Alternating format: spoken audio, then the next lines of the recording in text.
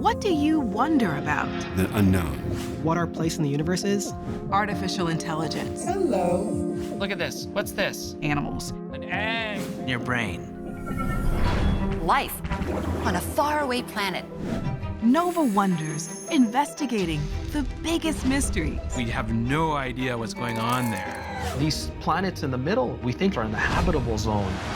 And making incredible discoveries. Trying to understand their behavior, their life, everything that goes on here. Building an artificial intelligence is going to be the crowning achievement of humanity. We're three scientists exploring the frontiers of human knowledge. I'm a neuroscientist, and I study the biology of memory. I'm a computer scientist, and I build technology that can read human emotions. And I'm a mathematician using big data to understand our modern world. And we're tackling the biggest questions Dark energy. Dark energy. of life There's all of these microbes, and we just don't know what they are. and the cosmos. On this episode, DNA is really just a chemical. we're rewriting the code of life like never before. There's enough DNA to make 30 copies of every human genome on the planet. You can change every species to almost anything you want. Can this new genetic power save lives? Or even bring extinct creatures back from the dead? Could we bring a mammoth back to life? It's a revolution in biology. This is rapid, man-made evolution. Nova Wonders. Can we make life?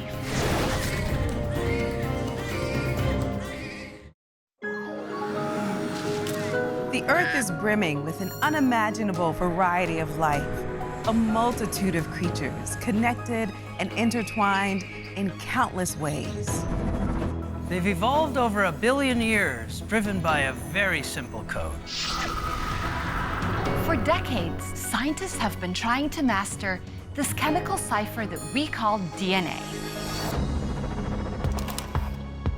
Now, suddenly, new tools are allowing researchers to manipulate the code of life with incredible precision.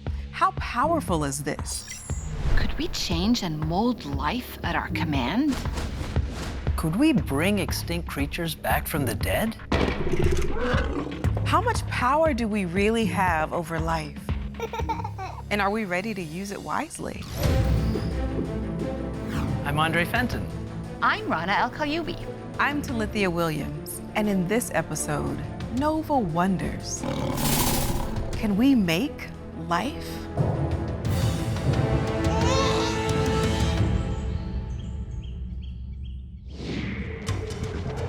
"15,000 years ago, the biggest thing on 4 legs was this guy, the mammoth.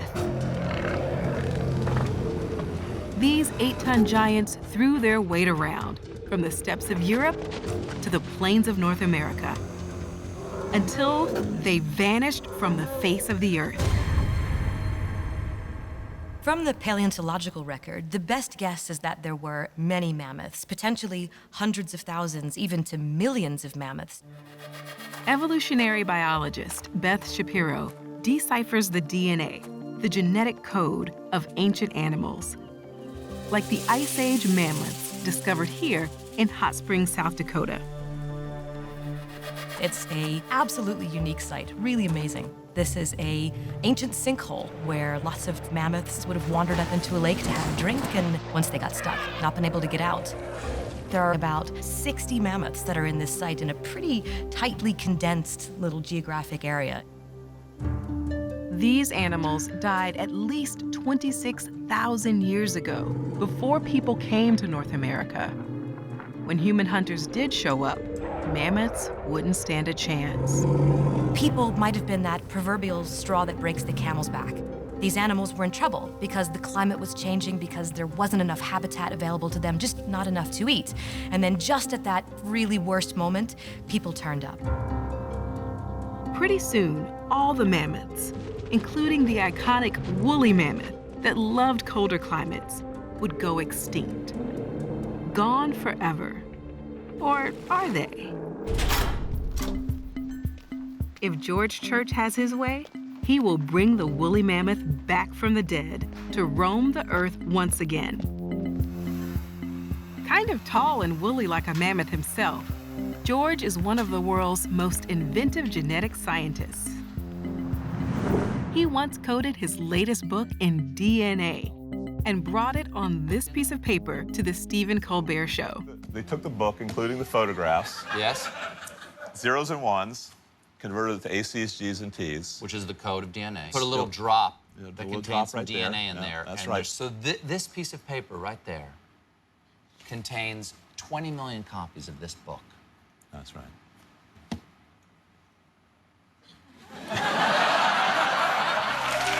Well, Dr. George Church. But can this genetic magician possibly resurrect a long-dead woolly mammoth? Every species on the planet comes from a cell with a genome. And that means you can change it to almost anything you want. George is like the fictional scientist from Jurassic Park. They de-extincted dinosaurs by implanting their DNA into ostrich eggs. Come on, little one. The baby dinosaurs that hatched were cute at first, and then they weren't. Despite the movie's dubious science, George's de-extinction idea is not very different. And fortunately, his creatures are vegetarians. George's real-life plan is to take mammoth genes, decoded from ancient remains, and implant them into the embryo of a live Asian elephant. They're very closely related to the mammoths. Even though they don't look that way, they're genetically very similar. And then he hopes the Asian elephant's new baby will come out woollier and more mammoth-like than this one. At least, that's the plan. Why would anyone think they could reverse evolution and bring an extinct creature back to life? The answer lies deep inside almost every living cell in your body, in your DNA. One of the wonders of DNA is how simple it is. A double string made of 4 chemicals, usually known by their initials, A, T, C, and G. Strings of these letters form genes, the coded instructions that tell a cell to build specific proteins. Arrange the letters one way, and you'll get keratin. It's not just a hair treatment. It's the main protein making up our hair, skin, and fingernails. Switch the order of the letters, and you could get ricin, a protein made in the seeds of the castor oil plant, and to a human, extremely poisonous. DNA and the order of its letters are the instructions that turn a fertilized egg into a flounder, a frog, or a fly.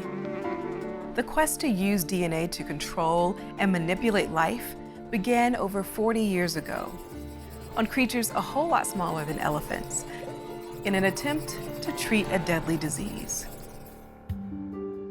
In the 1970s, Herb Boyer and Stanley Cohen began using new DNA technology to see if they could coax common E. coli bacteria into producing human insulin protein.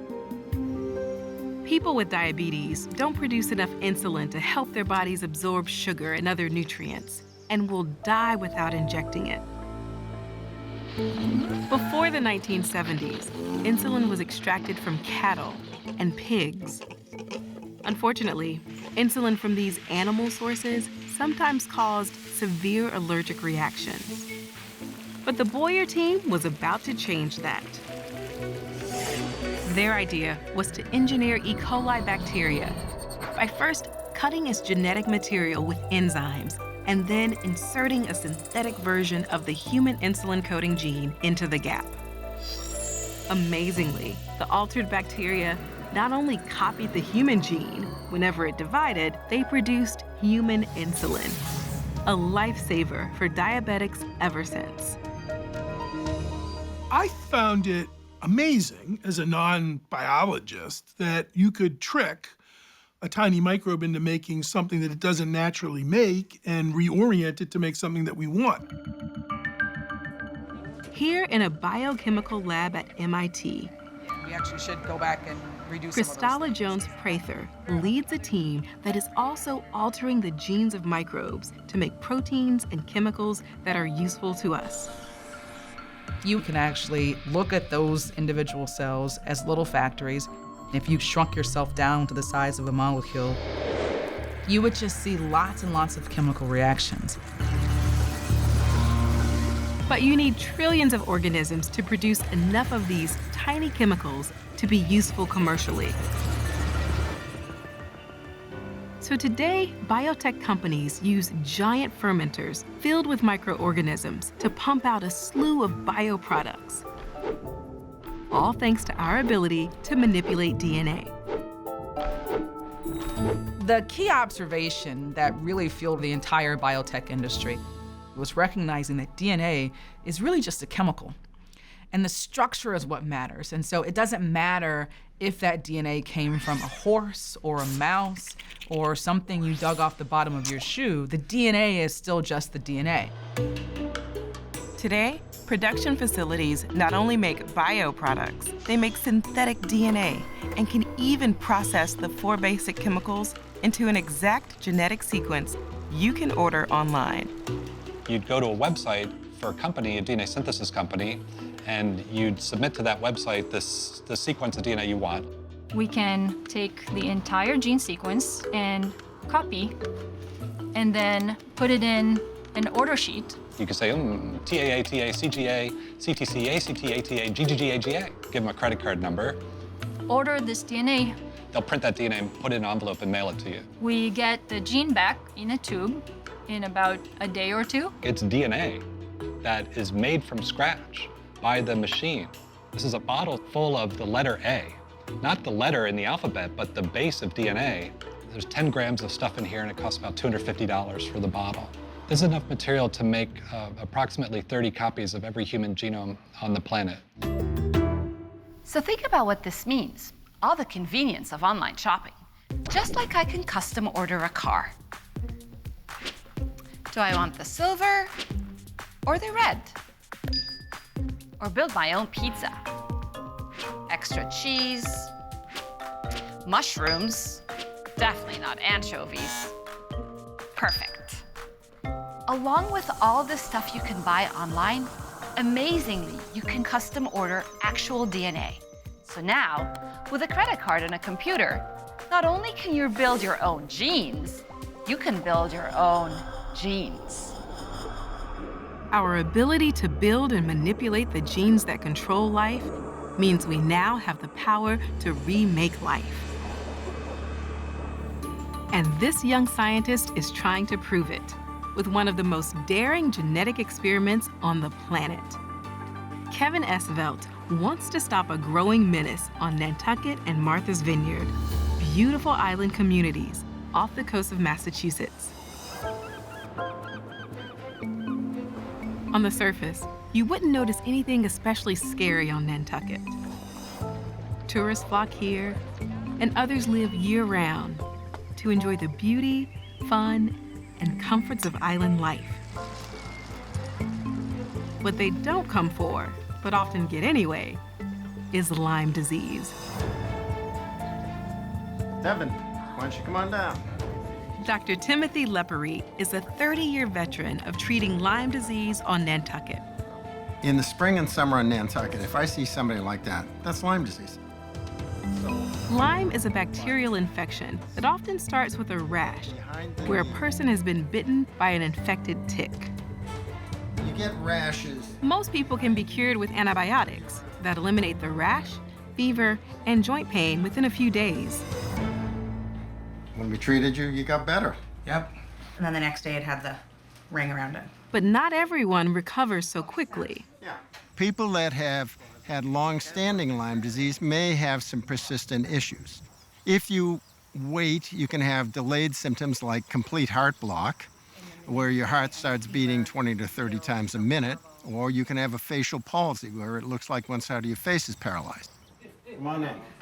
Lyme is the single most common infectious vector-borne disease in the United States. It's way more common than Zika, it's way more common than West Nile, anything like that.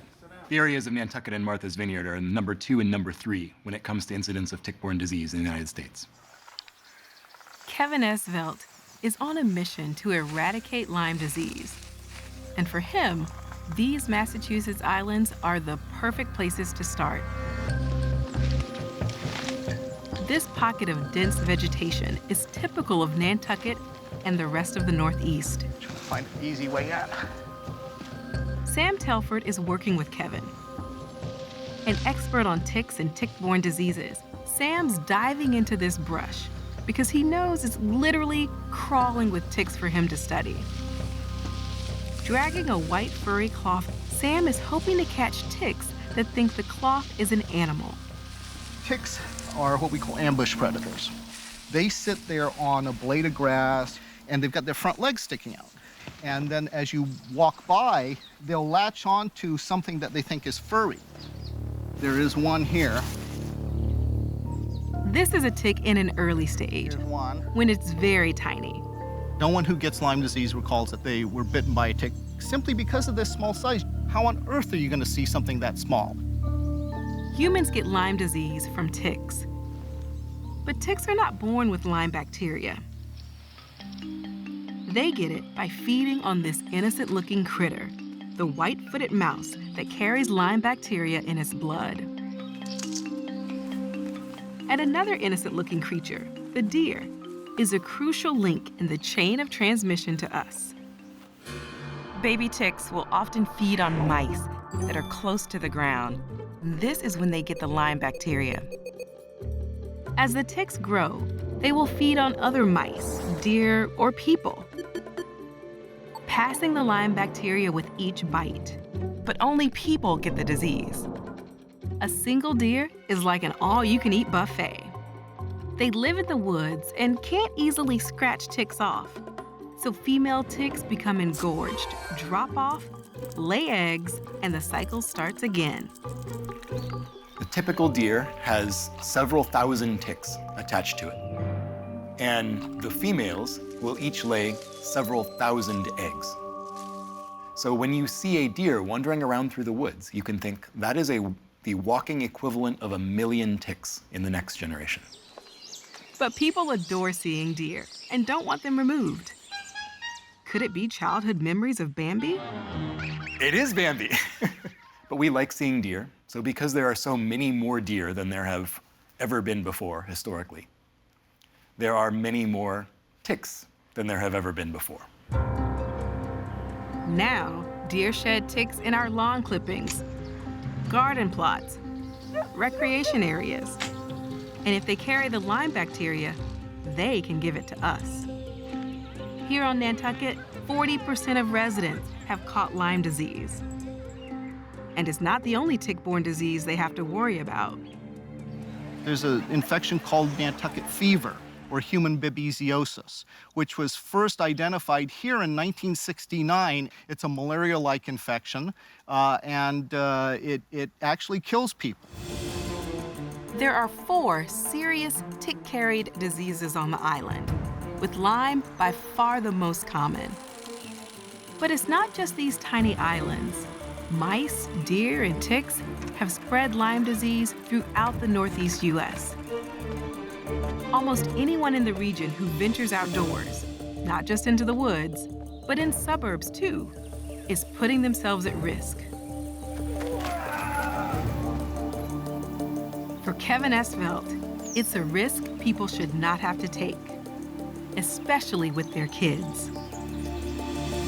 I'm from the West Coast, and there we have ticks, but they're so rare that I spent my childhood running around through the woods and never once got bitten by a tick.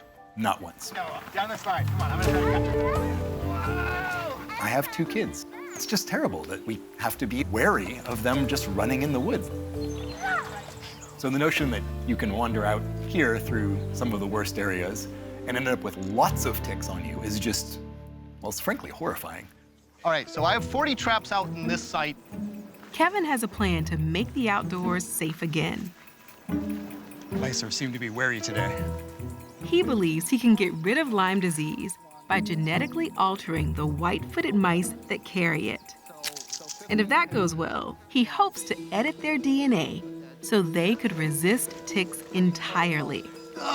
Looks like we got one to take back. Enlisting mice in a war against tick-borne disease would just be an amazing proposition. I'm counting 18 on the ears. The number of ticks is astounding, especially on its ears. And if this mouse has the Lyme bacteria, all the ticks will become infected and can transmit the disease to us. Kevin's plan is to make the mice resistant to Lyme bacteria with the help of genetic engineering's most exciting and powerful tool, CRISPR. CRISPR stands for Clustered Regularly Interspaced Short Palindromic Repeats. That's why it's just called CRISPR. First discovered in bacteria, CRISPRs are like bacterial immune systems. They have two key parts: a destroyer protein, like one called Cas9, and a piece of RNA that matches viruses that previously infected the bacteria. If the same virus were to invade again, the RNA would recognize the invader's DNA, attach itself to its old enemy, and its Cas partner would slice the virus's DNA, destroying it. A few years ago, some researchers realized they could use CRISPR to edit the genome of any living organism. Here's the idea. Say I have a stretch of DNA, maybe a part of a gene I'd like to change. If I know the sequence of letters there, I can build a CRISPR that carries a matching code. Once inside the cell, CRISPR will scan the DNA until it finds that exact spot. And when it does, it slices the DNA right there.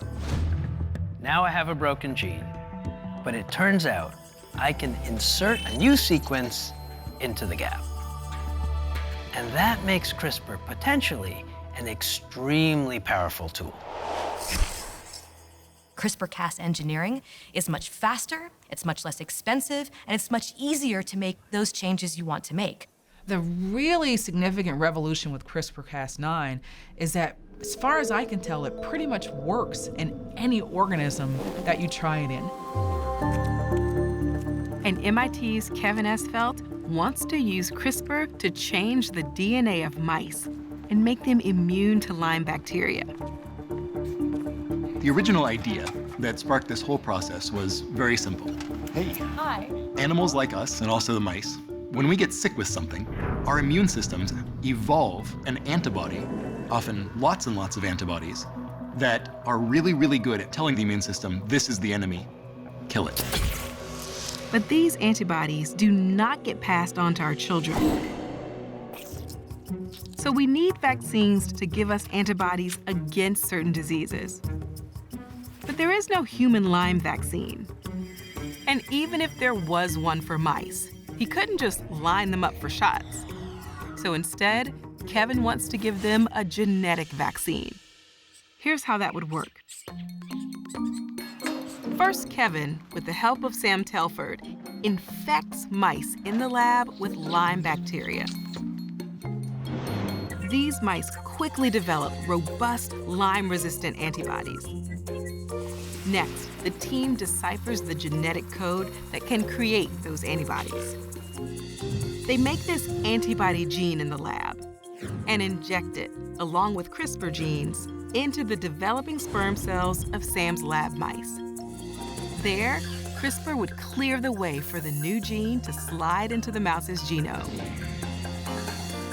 Now, if an engineered male mates with a wild female, roughly 50% of their babies, boys and girls, will inherit the Lyme-resistant gene and begin spreading it to future generations of mice. That is, if Kevin's plan works. But before he can even try, he'll need Nantucket residents to approve the release of genetically modified mice, something many people here worry might backfire, like the disastrous cane toad experiment. Cane toads were introduced to Australia in the 1930s to help kill off sugarcane beetles. But instead, they became a biological wrecking ball. A foreign species with no natural predators, they quickly overran the country. Poisonous to animals, they've killed countless pets and native species, disrupted key parts of the country's ecosystem, and they are now almost impossible to get rid of. The mice used in Kevin's experiment will be native, not foreign. But some people worry that genetically modifying animals could spell trouble. If you fool with Mother Nature, very often it doesn't turn out well. So are we going to have mice the size of boxer dogs? I don't know. As Kevin releases a wild mouse called Earlier, he hopes that someday the little creature jumping away will be resistant to Lyme disease. But to get that far, he will need the island's complete trust, and the jury is still out. Will people's fear of genetic engineering prevent Kevin from using this controversial science? You know, this is a technology too powerful for humankind to refuse. It's going to help us transform not only our bodies and our genes, but can give us a chance to actually play a role in our own evolution. George Church is certainly playing with evolution by attempting to de-extinct a woolly mammoth. But why does this gene giant even want to do this? George is one of those people in science who is just larger than life. He just wants to be doing those most exciting projects at the cutting edge of whatever it is. Well, that is the coolest dry ice I've ever seen. George's lab is renowned for stretching the limits of genetic engineering. From experiments using pigs to grow human organs for transplantation, to using bacterial DNA to encode and store data, and even digitize movies. But the woolly mammoth would be his greatest accomplishment yet. Seeing a real mammoth again would be amazing. Or what about saber-toothed tigers? Or giant dodo birds? Even flocks of passenger pigeons. Bringing back extinct creatures wouldn't just be cool. We could see how these magnificent animals once lived, and maybe find out how to save today's creatures from going extinct, which is exactly what George Church wants to do for the Asian elephant. George's plan is to combine the genes of a woolly mammoth with those of Asian elephants, because making them mammoth-like might save them. Hunted for their tusks and chased from farmlands, Asian elephant numbers are shrinking. But George has a possible solution. If you gave them access to one of the largest ecosystems on the planet, which is the Arctic tundra, where their very close relatives used to roam, that would probably save the species. There's plenty of open, fertile space in the tundra, but it's too cold for warm weather elephants to survive here. So George's resurrection plan begins with genetically winterizing Asian elephants to become more like woolly mammoths who loved the cold. The team first identifies the specific genes in modern animals that code for things like fat or thick hair. Then they look for their genetic counterparts in decoded mammoth genomes. Once they identify the mammoth's cold genes, they make them synthetically and insert them into living cells taken from an Asian elephant to see if they work. What we're seeing here, these green cells, these are elephant cells that we've introduced mammoth DNA into. The brighter the green that we're seeing means the more DNA is taken up. In the lab, they've edited about 35 functioning woolly mammoth genes into the Asian elephant genome. This is a good start for making a semi-woolly mammoth. But it's the next step that will be the most challenging. There's a huge difference, obviously, between a cell growing in a dish in a lab and a baby mammoth wandering around. How do I take that cell and turn that into an actual living, breathing organism? They could try and fertilize the egg cell of a captive Asian elephant with woolly mammoth genes. But this is difficult. It's very hard for them to get pregnant in captivity. The pregnancies often don't go to term. And this probably has to do with the psychology of being in captivity. And performing such an operation on an endangered species like this may simply be too great a risk. So George is studying mammals like the platypus and spiny anteater, whose babies develop outside a mother's body, in an egg. Could he possibly engineer a living mammoth this way? Can you imagine a baby woolly mammoth hatching out of an egg? Really? Not even George has figured out how to do this. And then what would this sort of mammoth be like? I think you're going to get a creature that's sort of a pseudo mammoth, not quite the same makeup. So I think you're going to get a sort of echo of the animal that once was, but not a replica. So even if we could get to the point where we could transform this elephant to a living, breathing baby mammoth, a question that I have really is, should we? We know that elephants are very social creatures. They live in herds, interacting with each other. Unless we can get this down in such a way that we can do many different individuals at a time, you're still just gonna have one generation to start with, and that just seems kind of unfair. Although we may never see a mammoth, George's efforts to identify and make more resilient animal genes may have a hidden benefit. This technology, the ability to take genes from the past, put them into species that are alive today, has tremendous potential as a new tool for conservation. Many of the endangered species and populations have very little genetic diversity. And that means that they have very little ability to adapt to rapid climate change, or if a disease comes in and wipes out most of the individuals who are there. We can use this technology to help species that are on the brink of extinction today. But what about us? We've known for decades that mistakes in our own DNA, sometimes just the switching of a letter or two, can lead to life-threatening problems. For example, an A instead of a T on just one of our genes causes sickle cell disease, a lifelong blood disorder. So, is it possible to harness new technologies to rewrite our own genetic code? Could we use this power to save lives? Doctors and researchers have been trying to do this for decades, but with limited success. Dr. David Williams of Boston Children's Hospital has participated in several gene therapy trials that invariably ended in disappointment. We saw a real need for this technology to be developed. People were then disappointed, including scientists, when the hype didn't get realized. To make matters worse, in 1999, 18-year-old Jesse Gelsinger entered a trial for a genetic liver condition. He only had a mild form of the disease, but tragically, the gene therapy ended up killing him.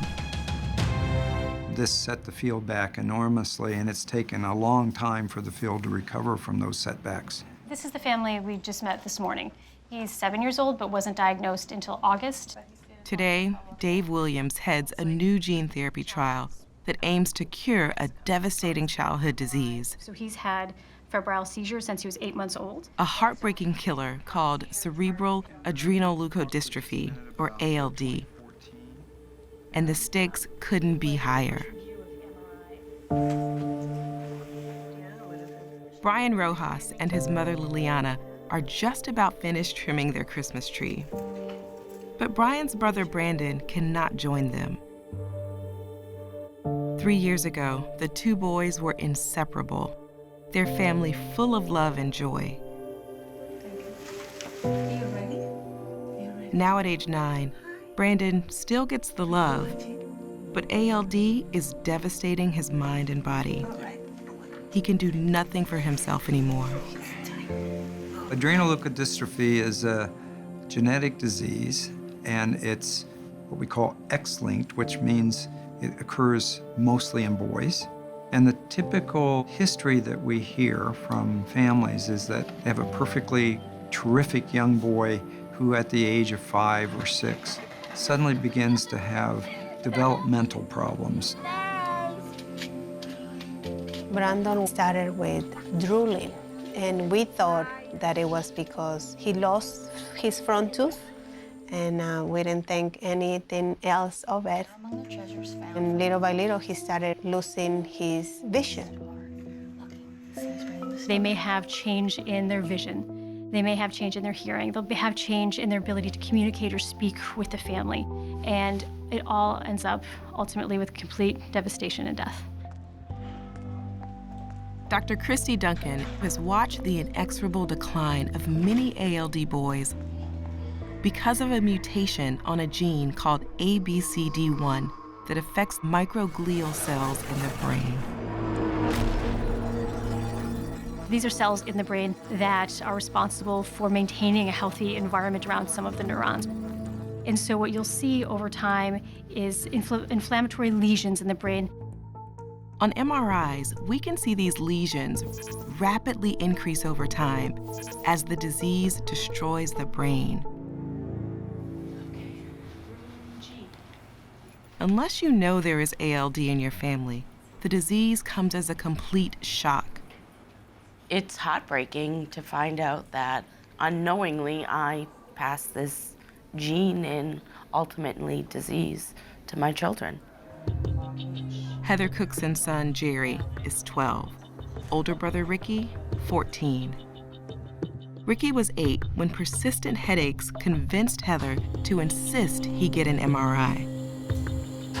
They found the lesion in Ricky's brain during that MRI. We just thought it was headaches, never thought it was going to be a life-changing disease that he was going to have. Children like Ricky can often be saved with a blood stem cell transplant. These cells originate in bone marrow and can become all blood cell types. But why new blood cells stop the progress of ALD in the brain is somewhat mysterious. This is a disease of brain cells. These are not the same cells. And so it can be hard to understand why on earth that works. For his transplant to work, Ricky needs a good genetic match, like his little brother Jerry. But Jerry also carried the faulty gene, so could not donate.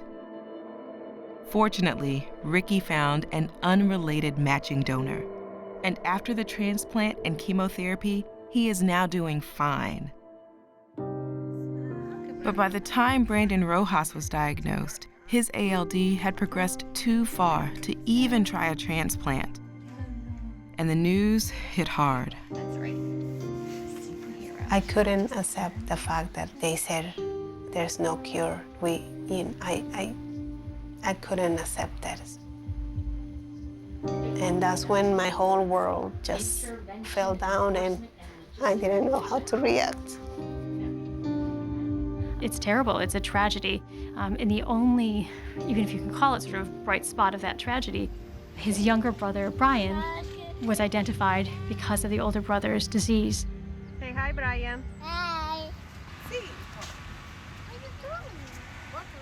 It wasn't guaranteed that having the bad gene would give Brian the deadly form of the disease.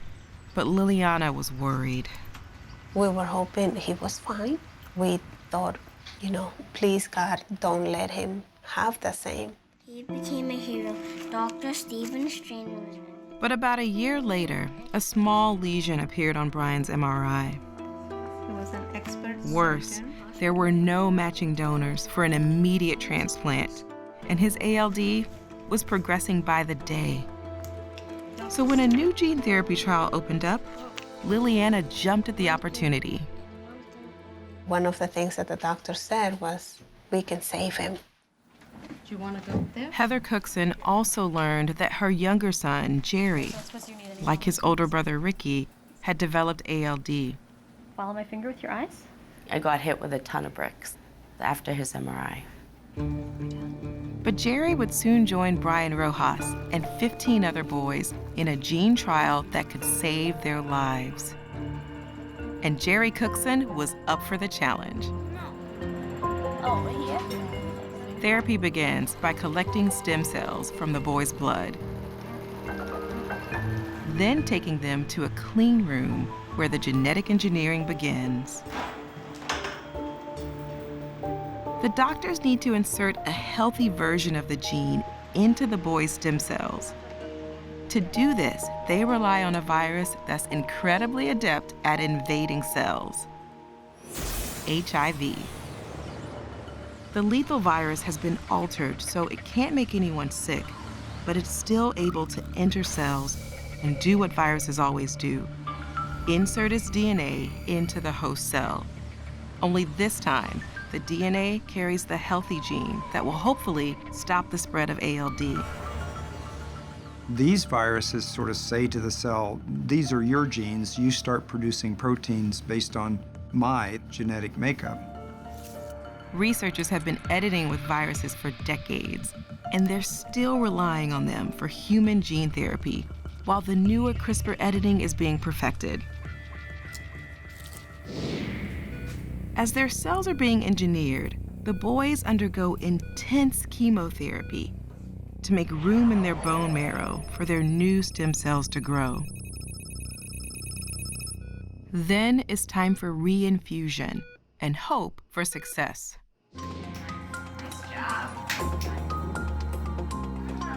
I started chemotherapy. 10 days after that, on May 19th, I got my cells back into me, and it's really kind of anticlimactic when you think about it. But Jerry could not feel what was going on inside his body. The new stem cells multiplied and began circulating in his bloodstream. As they reached his brain, some changed into new glial cells, now with the healthy gene. But would this be enough to stop the progress of the disease? After 3 months, Jerry Cookson was released from the hospital and is showing no ALD symptoms. Of the 17 boys who entered the trial, 15 completed the therapy, and so far, all are doing fine. So I think it's kind of cool that I'm like one in like 16 or 17 people that did this treatment. And it's a new treatment that could change a lot of other people's lives. He has been stable. He's in school. He plays soccer. He is perfect. I think the main thing. And for the therapy team, this has been the experience of a lifetime.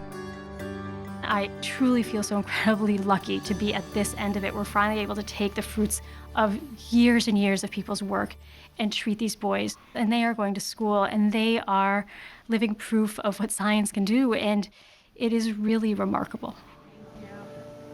We're extremely lucky. There are some families out there that aren't as lucky as our family. Here was a black costume. For the Rojas family, the end of the trial is bittersweet. Since Brian received gene therapy, he is healthy and seems to be headed for a normal life, while his brother Brandon is slipping away. But to Liliana, Brandon is a hero. Because of Brandon, Brian was diagnosed early. Brandon saved his little brother. A new gene therapy, decades in the making, saved Brian Rojas. Could this be a sign we've turned the corner on gene therapy cures? It is literally going to be hundreds of diseases that we'll now be able to approach. Very good. Nice job. The future of genetic therapy is actually here.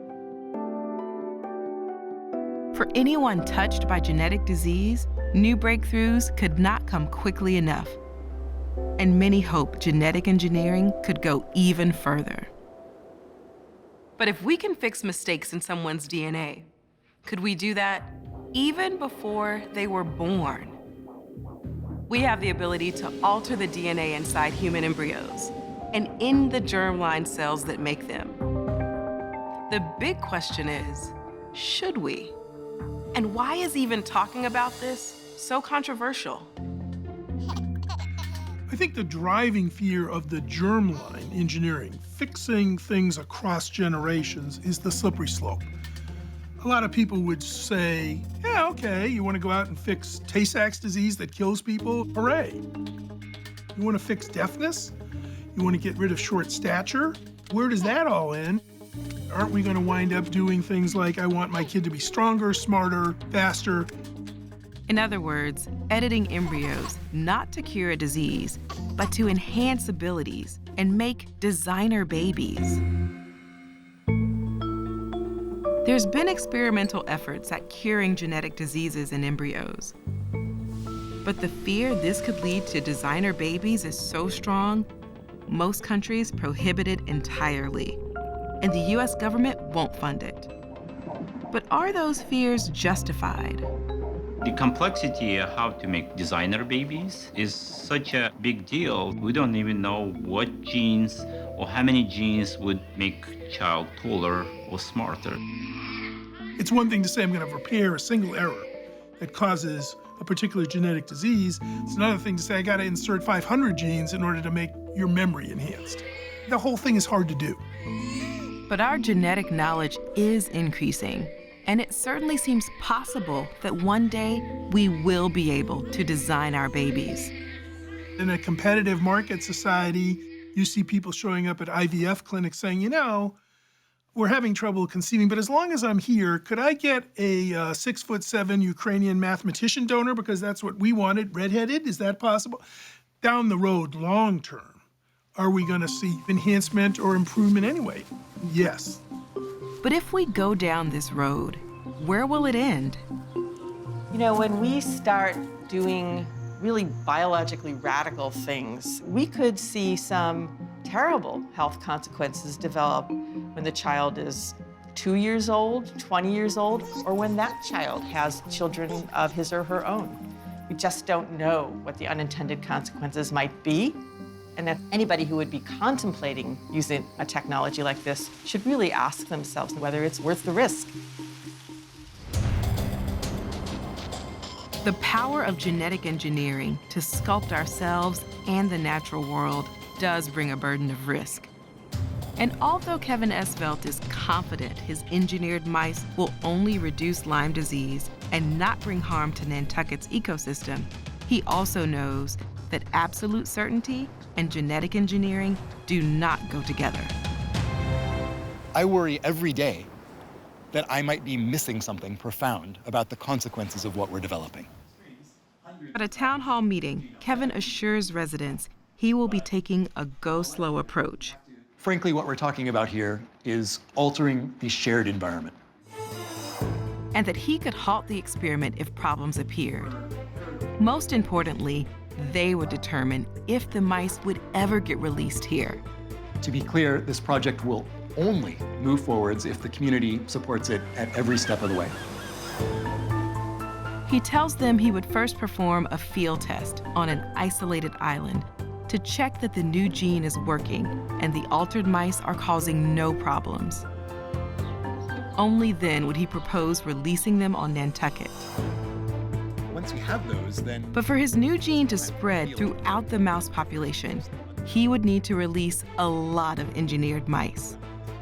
It might mean releasing, say, 100,000 mice on Nantucket. It would take that many to spread the Lyme-resistant gene effectively. What happens to the actual population, the mouse population itself? I mean, that's just going to keep growing and growing and growing. Actually, no. Although residents are concerned by the numbers, Sam Telford assures them the mice population will stay in check. Something is out there that's regulating them. Disease is regulating them. There's a mite, a mange mite that is regulating them. But even one GMO mouse is still alarming for some.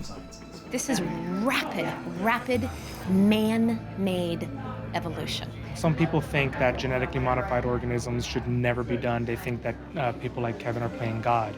We don't know what effect that's going to have 15 years, 20 years, 25 years down the line. But Kevin's cautious, open science approach seems to be winning the day. If you were to run these kinds of experiments the way science is traditionally done, behind closed doors, you'd be denying people a voice in decisions intended to eventually affect them.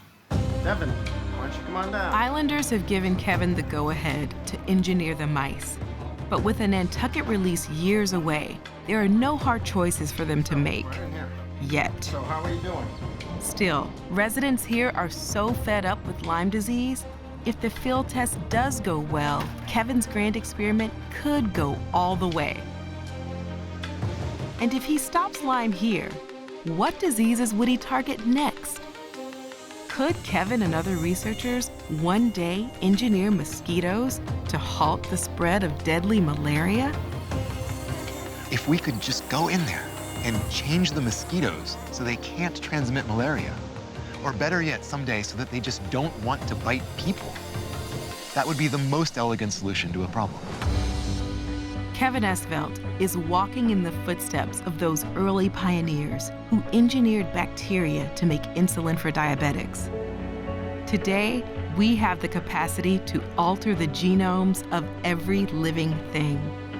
So the potential rewards and the risks of genetic engineering have never been greater.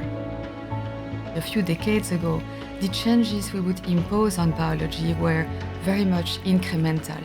There were little steps. But now we could drastically accelerate the engineering of our genes, our bodies, and even our ecosystems. Despite all we can do, there's still one thing we can't do. We can't create life. We can't create a cell from scratch.